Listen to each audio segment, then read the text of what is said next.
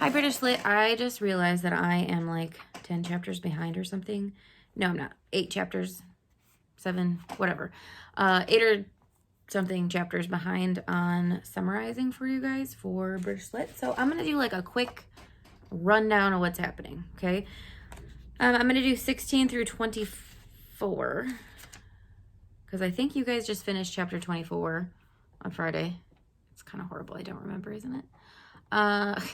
I've been reading along with you somewhat, but yeah, I totally got behind and then couldn't get myself back caught up. So I'm going to do like a quick video. Yeah, we're going to start part 3 next week. So, and I'm just going to kind of go through what's happening. I'm not going to go into as much detail. I'm just going to point out things that you need to know. And yeah, so chapter 16 is kind of where we left off. In chapter 15, Madame Defarge, we find out, is knitting, and she is knitting the names of people that they want to kill for the revolution. And remember, the revolution hasn't started. This is just like her pre-planning. She's just making a list in case the revolution starts. Now, she's sitting in their their tavern, wine shop, and a man comes in, and his name, he says, is John Barsad, and it says that, let me see. All right, anyway. And so she is kind of the one who kind of gives a warning when a spy comes in or who they're not sure, you know, what's he involved in. And so it actually says vengeance and retribution require a long time. She knows that this could take a while. And then she's sitting there, and it talks about her knitting. It says she's tying another knot as if there were another enemy strangled. And so it's just kind of interesting how she's, tying her knots. There was a rose. She picks up the rose and puts it in her headdress when John Barsad comes in. And so everybody starts to kind of leave one at a time. And so they think maybe that John Barsad guy is a spy. So anyway, she is sitting there talking to John Barsad, and she's literally knitting his name into this while they're talking. He even talks about like what she's making and how pretty it is, and has no idea that she's actually like writing down his sentence for death. We again see the Jacques thing, and a big thing you can tell that the spy, it says that he says, "Good day, Jacques," and he kind of looks at him, and then the spy says, "Good day, Jacques," back. And he's like, "Oh, no, I'm not a Jacques. My name is Ernest." So it's just kind of funny. So the spy kind of starts talking about Dr. Manette. He kind of asks questions about that situation. And he's like, "Oh, yeah, I know them in England." And they're like, "Oh, we haven't really heard about them because it's been quite a long time." And we find out that she's going to be married, which we kind of knew anyway, but they find out. It says she's going to be married, but not to an Englishman, to one like her who was born in France. And we find out she's going to marry, which we knew, but they find out. I need to say they found out, not we found out. She's going to marry the nephew of the Monsieur the Marquis. And it says for whom Gaspard was exalted to that height, for who Gaspard was killed. And he's technically the present Marquis. They don't know that he turned down, the money and the title. And so it says he's unknown in England. He is Charles Darnay there. And it says d'Aulnay is the name of his mother's family. And it says the intelligence, Madame Defarge just kept knitting, but the intelligence had a palpable effect on her husband. He was troubled. So it kind of gives us some signs of things. And Madame Defarge does say, nope, just kidding. It's Monsieur Defarge. Remember I said Madame Defarge is a little crazy and she doesn't seem to care? Well, he says, I hope that it keeps him out of France. And then Madame Defarge says, her husband's destiny will take him where he is to go and will lead him to the end that is to end him. That is all I know. So you can kind of see she really doesn't care. And so it says, and this is an important part that I wanted you to catch, he says, after all our sympathy for her father and herself, her husband's name should be prescribed under your hand at this moment. And then she says, I have them both here. Meaning Darnay and Lucy's names have both been put into this shroud. Then there's this line. I know I read this on the Zoom meeting, but I know not all of you go to that. So it says, so much is closing in about the women who sat knitting, that they their very selves were closing in around a structure yet unbuilt, where they were to sit knitting, counting, dropping heads. So it's just foreshadowing of what's to come with the guillotine. So chapter 17 is one night. It is Lucy spending time with her father and just kind of talking before they get married. And it actually does reveal, I feel like I talked about this, but maybe not, I didn't. It does reveal to us that he did not know that Lucy, like he was arrested before Lucy was born, because he did not know if it was a boy or a girl, whether it had survived, that kind of thing. And he just talks about how happy he is with her. It talks about it's going to be a small wedding. Mr. Lorry, Miss Pross, Charles, and Lucy, and obviously her father. And he seems stressed, but he was laying asleep, so it didn't seem to be a big deal. Okay, then chapter 18 is 9 days, also in London. It talks about the doctor speaking with Charles Darnay. Miss Pross keeps talking about how her brother Solomon should be the one who got married to Lucy, even though, remember, he stole everything from Miss Pross. And let's see. They talk about how Mr. Lorry was cut out to be a bachelor. Then the doctor and Mr. Darnay come out of the room, and it says he was super pale. He seems okay, but he just seems super pale. And Charles Darnay and Lucy were married. It says it was really hard for Lucy and her father to be separated, but they're just going away for like 10 days. Then the doctor kind of goes away, and they find him in his room making shoes. He doesn't even recognize Mr. Lorry. And this is where you really see how much Mr. Lorry has grown to care for them. He decides to keep it secret from Lucy. He actually takes off time from work, it says, for the first time like ever. And he sits and just keeps an eye on the doctor, trying to make sure he's okay. And it was 9 days. Finally, on the 10th day, he just kind of comes out like, no big deal. This is chapter 19 we've moved into. And it says the shoemaker's bench and tools are put aside again. The doctor was so out of it, he actually thought Lucy got married the day before. And it says Mr. Lorry decides to ask the doctor his opinion on what he would do if he had a friend, going through the same thing. So Mr. Lorry does a hypothetical, like, what would you do if you had a friend who, all of a sudden went back to their old ways and got confused and kind of went into this, weird state, like a mental shock. And he said, for how long? And then that Dr. Manette knows they're referencing him because he says, does his daughter know? So we know that he knows that it was him, but and he probably pretty much says, like, what would you do with, what would you do if this was your friend? And so Mr. Lorry and Miss Pross decide to destroy the shoemaker's bench, and they get rid of everything. They bury the tools, shoes, and leather in the garden, and they destroy the actual shoemaker's bench. So that's kind of what they decide. Chapter 20 is a plea. Sidney Carton comes to offer his congratulations. Mr. Darnay, or Carton says to Darnay, I wish we might be friends. And he does ask a favor. He does ask if he can come and go, that he can visit them.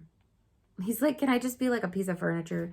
Nobody has to take any notice of me. It just seems like he's so lonely, which is just so sad. And Lucy feels bad for him and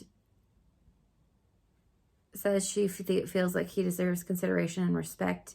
And she asks that he would be lenient on his faults when he is not around and when he is around. And so, yeah, she's just kind of, wanting to be kind. 21 is echoing footsteps. A lot of things happen and change, I believe, in 21. Yes. And so, yeah, 21 through 24, a lot of big things happen. So I want to get to those. I'm also going to send out today a video on the storming of the Bastille, because I want you to watch that, because that's going to explain kind of what's happening here. So I'm going to post that underneath too. Okay, so a lot of time has passed. I don't know how many years it says, but anyway, they have a little girl named little Lucy. And you might not have caught this because it is kind of a hard thing to catch. that they also have a little boy, and he lived, I think, a couple years, because it does say he's old enough to talk. And it says, "Dear Papa and Mama, I'm very sorry to leave you both and to leave my pretty sister, but I'm called and I must go." And so they do have a little boy who dies. And it says, "Thus the rustling of an angel's wings got blended with the other echoes." So you might not have caught that. I know some years people have missed that. And it does talk about, Carton does come visit. It says half dozen times a year at most. He never came there heated with wine, so he did not come drunk. And little Lucy loved Sidney Carton. It says he was the first stranger to whom little Lucy held out her chubby arms, and he kept his place with her as she grew, which I just love. So it's kind of sweet. Then it does show the passing of time. Little Lucy is now 6. So there's been quite a bit of time. Like I said, with the revolution and her like knitting their names and stuff, I mean, it's been a long time. They really didn't know when the revolution was going to start. All right, so then we flip to France, okay? And in France, I didn't underline hardly anything. So remember, it's talking about echoing footsteps, and it's talking about, like, there's a couple footsteps with Lucy and her family, but then it switches to all these things happening in France. And then it says, "Headlong, mad and dangerous footsteps to force their way into anybody's life. Footsteps not easily made clean again if once stained red. The footsteps raging in Saint Antone afar off as little circle sat in the dark linden window." And so this chapter really starts the storming of the Bastille. The Bastille was a prison in France. And the big thing I want you to understand, though, is like this was not like they went in and like freed hundreds of prisoners. There were like 6 or 7. I can't remember the exact number at the time. But it's just the start. And you can kind of see like women's roles really change in this chapter. And they are looking for a specific cell. Mr. Defarge specifically. And then it says A.M. Alexandra Manette, or Alexander, sorry. It's R-E instead of E-R, so it looks like Alexandra Manette, which obviously would be the doctor. We don't hear his first name much. We just hear Dr. Manette, so that's his first name. And they seem to be looking around in his prison cell. It says they found like a crevice in the chimney into which his weapon had slipped or wrought itself. He groped with a cautious touch and said he found nothing. And then they also want to find the guard upon the governor who had defended the Bastille and shot the people. They didn't want the governor to escape and the people's blood be unavenged. They're all about revenge and vengeance here. And then it says there's a woman in the middle of this. It says one quite steady figure, and that was a woman. "See, there's my husband, see Defarge." And this is the part where you see, I told you guys, Madame Defarge is crazy. It says she put her foot upon his neck and hewed off his head. This is the governor, I believe. Well, let's see. No, it's just an old officer. Sorry. They don't have the governor quite yet. And then what they're doing is they're hoisting up men for lamps to show what he could be and do. So they literally take their heads and put them on a pike. Well, it does say the governor's body. Sorry, this is kind of unclear. The unavenged.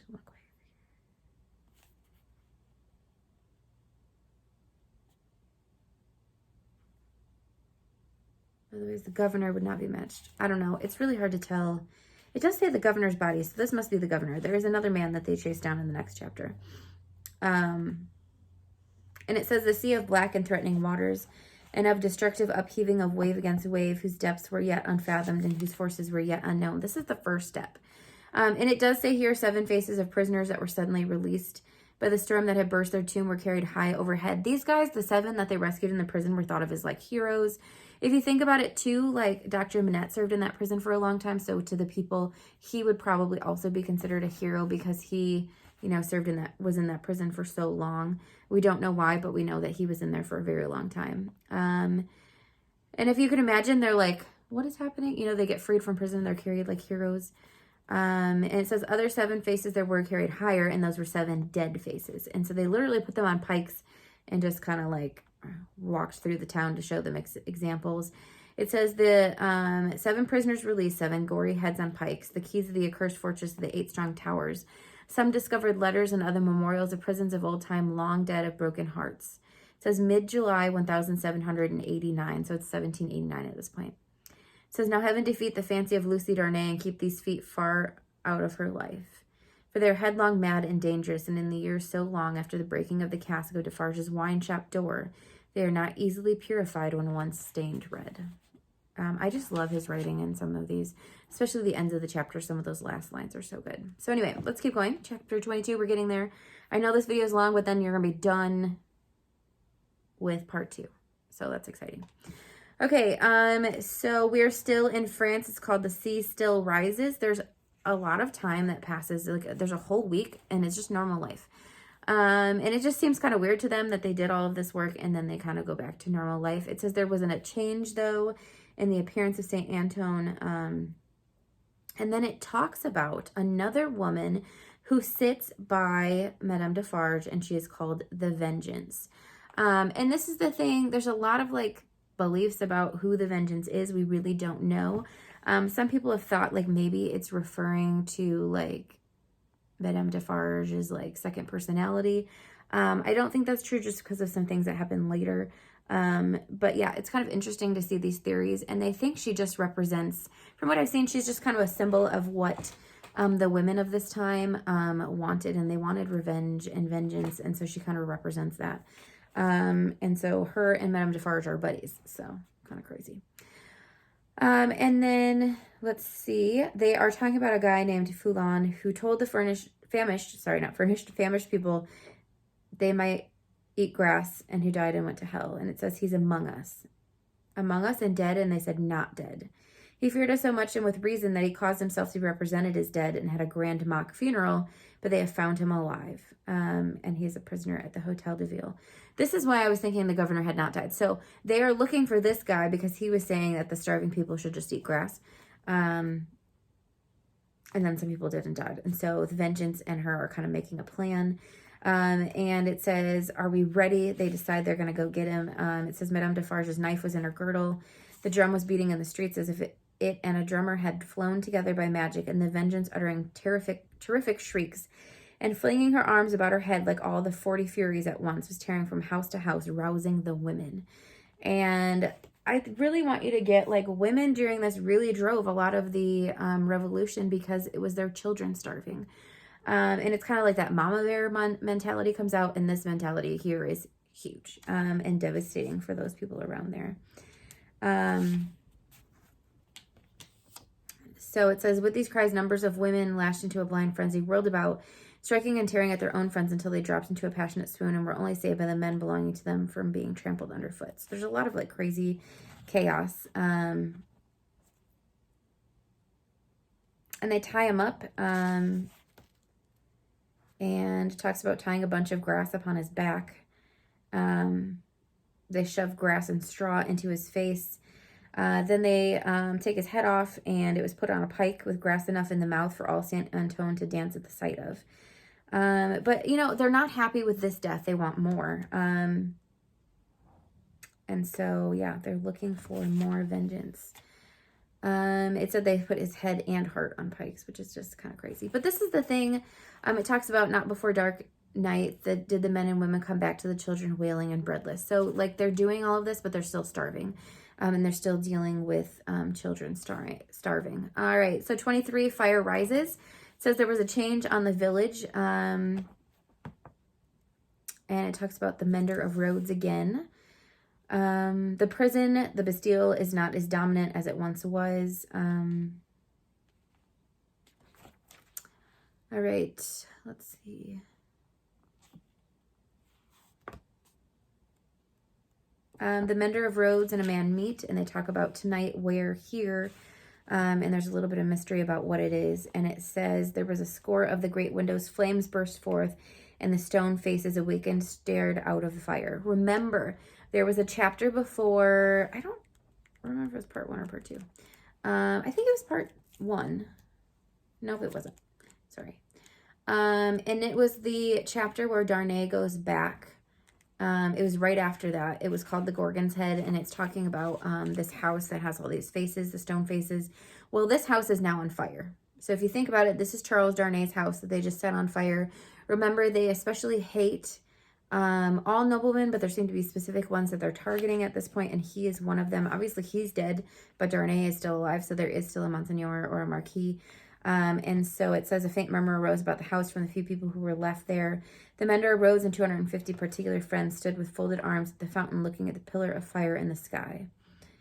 And they say it must burn. Now, Charles Darnay has left, but there's still people living there, working there. It talks about the forest of smoke, the water ran dry. Gabel, I think is how you say his name.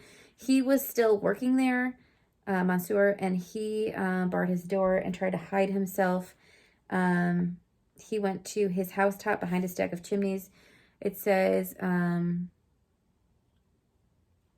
he thought about like crushing men below, like just jumping and crushing men below. But he is actually, let's see. If you can imagine the terrifying, because he worked for Darnay at this home, and he was kind of the one who ran the home for him while he's gone. And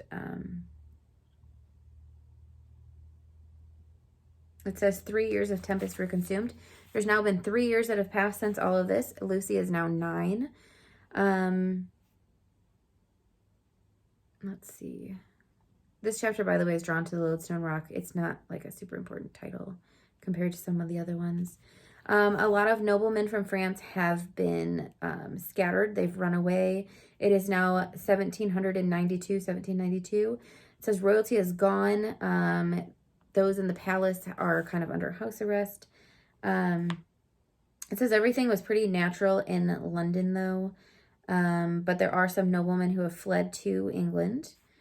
And there are some like business things, because remember, Tellson's has a bank in France and in England, so it kind of talks about that a little bit. Mr. Lorry was at his desk, and Charles Darnay was there talking to him.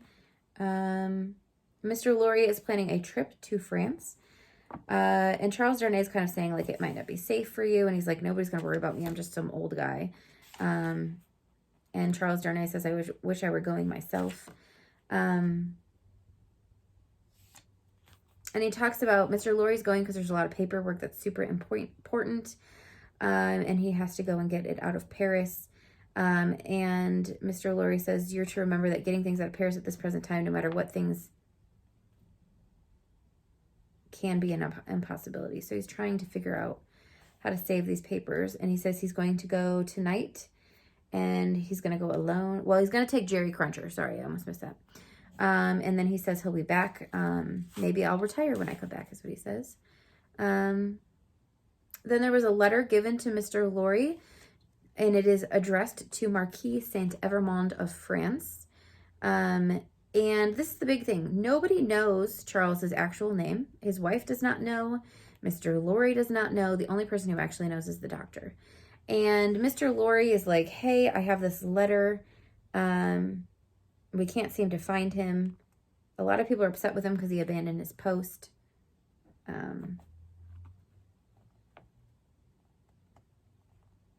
So, like, they're not happy with him because he owns this land, but they're also unhappy with him because he left, and he's a traitor because he left. So it just kind of seems kind of crazy to them. Let's see. And they actually talk about, and Mr. Lorry does not know. Well, they're talking about Mr. Stryver's in this scene too. And Mr. Stryver's talking about he infected by the most pestilent and blasphemous code.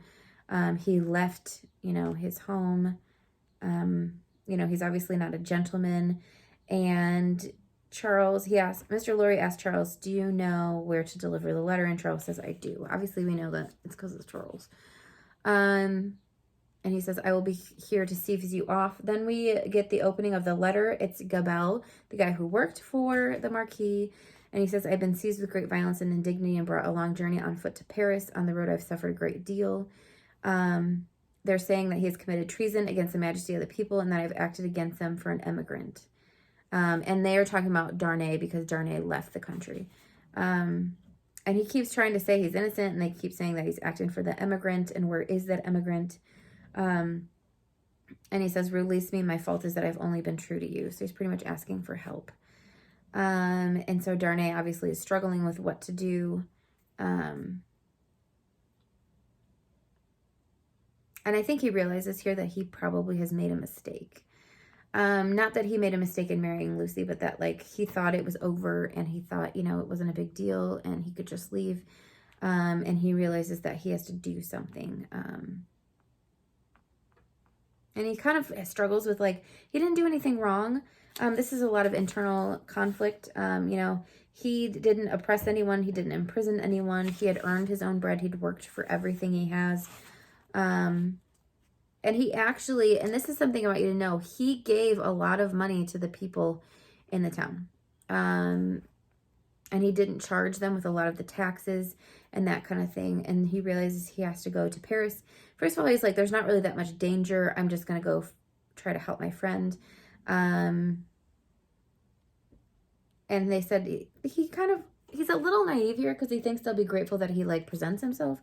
They will, because they can, you know, I'm sure some of them will because he's on a list, but, and he's hoping that he'll have some influence to try and guide this revolution. I think he's hoping like he can help, you know, like I don't want to be a part of the nobility either, but you know, will they give him a chance? Is the question. So, he's not going to go with Mr. Lorry, but he decides he will present himself to Mr. Lorry later. Mr. Lorry asks, you know, did you give him the letter? He says he's gotten it and will come. He will start his journey tomorrow. So he's going to be one day behind. He leaves 2 letters. One was to Lucy, the other to the doctor, confiding his, where he's going. And he just says, you know, he loves Lucy. And he also asks the doctor to take care of Lucy and her father. And then he also says he will send the letters when he arrives safely. If you could imagine, it was a hard day for him to be there and not tell her what's happening. And he left the 2 letters to be delivered half an hour before midnight and no sooner. And then he leaves. So, and then part 3 starts this week. And it's called The Track of a Storm. So that's kind of what's coming up. So I know this video is long, but it's totally worth it if you were confused. So